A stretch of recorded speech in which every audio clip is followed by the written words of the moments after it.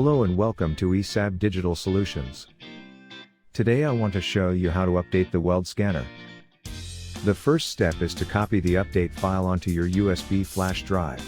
Connect the USB flash drive to the WeldScanner and open the settings. Just pull down the top and press the settings button.